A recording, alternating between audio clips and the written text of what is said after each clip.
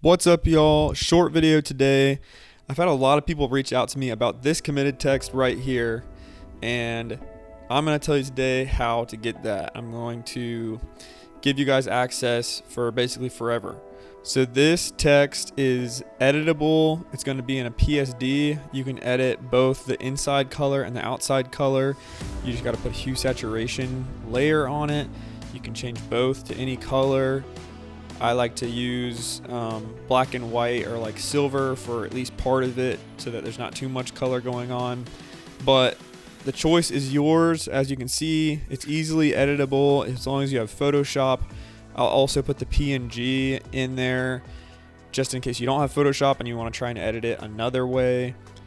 But a lot of people have been asking me about this text and how to get it. So this is your chance.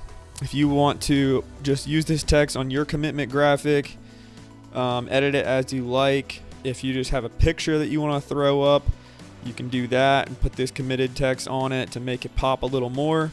Just go to my Patreon. You have to do the $15 subscription or above, and it will give you access. And you can download it as well as a graphic, this graphic.